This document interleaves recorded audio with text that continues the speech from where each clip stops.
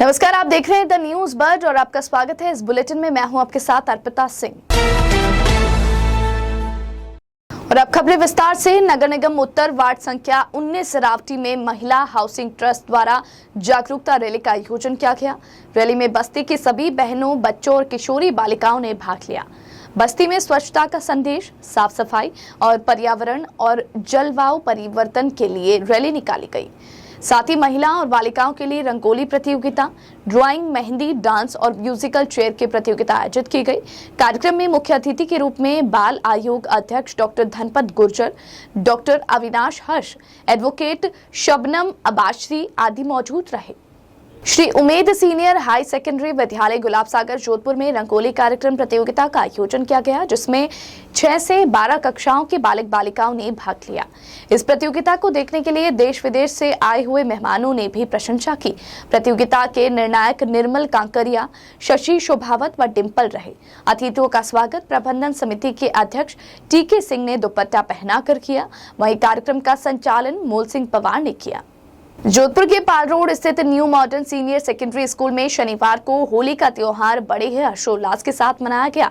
कक्षा नर्सरी से लेकर 5वीं तक के बच्चों के साथ में फूलों से और गुलाल से होली खेली गई और सभी बच्चों को होली का महत्व बताया गया। प्रोग्राम इंचार्ज जयश्री ओझा, तरुणा रामावत, ज्योति रवीना गौड़, मीनाक्षी ने कार्यक्रम को सफल बनाने में सहयोग किया।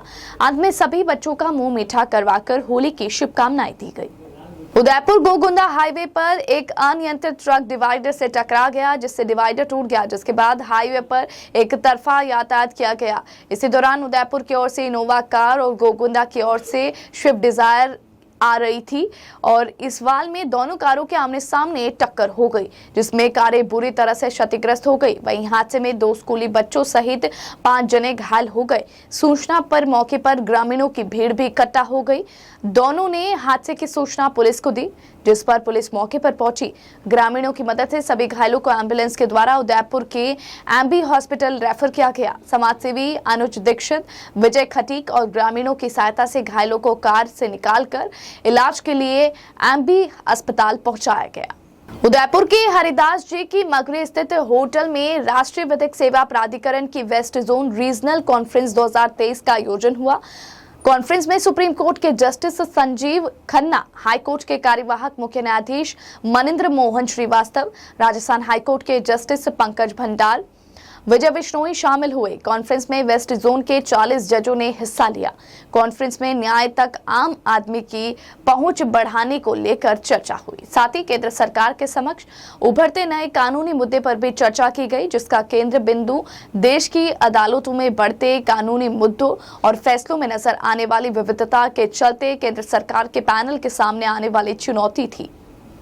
कोटा मार्ग पर अज्ञात वाहन की चपेट में आने से घायल हुए बाइक सवार के उपचार के बाद उदयपुर से लाते वक्त गत रात्रि मौत हो गई। पुलिस ने आज पोस्टमार्टम करवाकर शव परिजनों को सुपुर्द कर दिया। शहर के सदर थाना अंतर्गत कोटा मार्ग स्थित सावरिया होटल के 3 मार्च की शाम अज्ञात वाहन की टक्कर से बाइक सवार गंभीर रूप से घायल हो गया, जिसे जिला चिकित्सालय ले जाया गया। उसकी पहचान एराल निवासी 50 वर्षीय मोहनलाल पुत्र भैरूलाल बैरवा के रूप में की गई।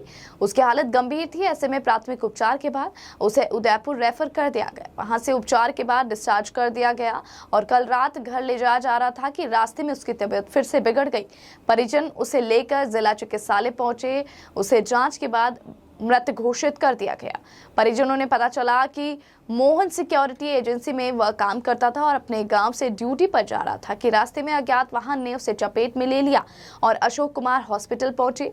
परिजनों की रिपोर्ट पर पुलिस ने पोस्टमार्टम के बाद सब उनके हवाले कर दिया। डूंगला में कुएं पर पानी की मोटर चलाते वक्त करंट की चपेट में आने से एक मजदूर झुलस गया। उसे प्राथमिक उपचार के बाद जिला चिकित्सालय ले जाया गया, जहां उसकी हालत गंभीर बताई जा रही है। दरअसल मोरवन से कुछ मजदूर ट्रक में भूसा भरने के लिए कल शाम डूंगला गए थे। इस दौरान रतलाम मध्य प्रदेश निवासी रामस्वरूप पानी लाने के लिए एक कुएं पर चला गया। ऐसे में ही उसकी पानी की मोटर का बटन दब गया। वह किसी खुले तार के चलते करंट की चपेट में आ गया। उसे डूंगला चिकित्सालय ले जाया गया, जहां प्राथमिक उपचार के बाद उसे चित्तौड़गढ़ रेफर कर दिया गया। क्या हुआ था आपके साथ? पानी लेने गया कुआं पे, तो वहाँ तार खुला था तो मोटर चालू करने तो वहाँ छूट गया खराब। यहाँ कैसा है? कहाँ पे? यहाँ चित्तौड़ थोड़े इलाज करवाने आए। ठीक है, नहीं गाड़ी लेके आई थी? हाँ, गाड़ी एम्बुलेंस आई थी। एम्बुलेंस आई थी। भादसोड़ा कस्बे में शनिवार को आदर्श विद्या निकेतन में वार्षिक उत्सव हर्षोल्लास के साथ मनाया गया। मां सरस्वती दीप प्रज्वलित कर कार्यक्रम की शुरुआत की गई। कार्यक्रम की अध्यक्षता महेंद्र सिंह सिसोदिया ने की। वहीं मुख्य अतिथि कस्बे के भामाशाह सुरेश कुमार चांडलिया थे। सभी अतिथियों को कुमकुम का तिलक व उपरना एवं मेवाड़ी पगड़ी पहनाकर स्वागत किया गया।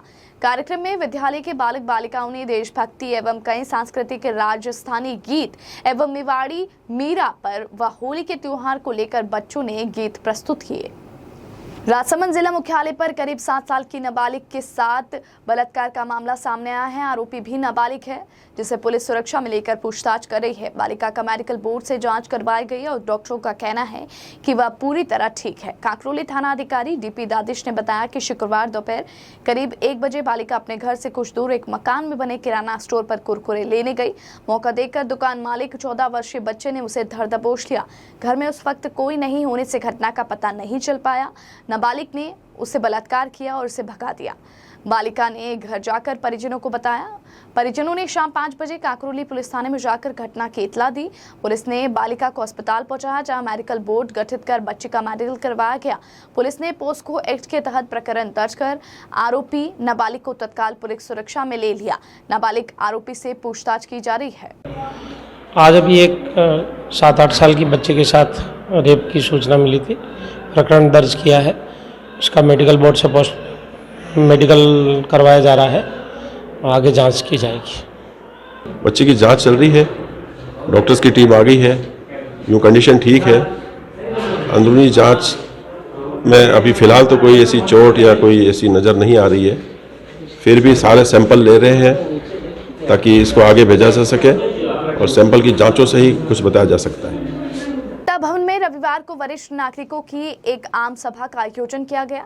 इस आम सभा में डीसीबी बैंक के तत्वावधान में वरिष्ठ नागरिकों को डीसीबी बैंक में एफडी व अन्य फायदों के बारे में जानकारी दी गई। वहीं वरिष्ठ नागरिकों को बताया गया कि किस प्रकार से बैंक में उनके लिए सुविधाजनक सेवाएं उपलब्ध करवाई जाती है तथा साथ ही वरिष्ठ नागरिकों को ऑनलाइन फ्रॉड के बारे में विस्तार से जानकारी दी गई ताकि वह किसी ऑनलाइन फ्रॉड की जाल में ना फंसे। कार्यक्रम के दौरान बड़ी संख्या में वरिष्ठ नागरिकगण उपस्थित रहे। वरिष्ठ नागरिकों का सम्मान किया, बैंक के बारे में बताया, रेट्स, सेविंग्स रेट्स, ये ऑनलाइन फ्रॉड कैसे बचता है उसके बारे में बताया, उनको सम्मानित किया है और हमने अपने बैंक के बारे में बताया। इस बुलेटिन में फिलहाल के लिए इतना ही और खबरों को जानने के लिए आप बने रहिए द न्यूज़ बर्ड के साथ। तब तक के लिए मुझे दीजिए इजाजत। नमस्कार।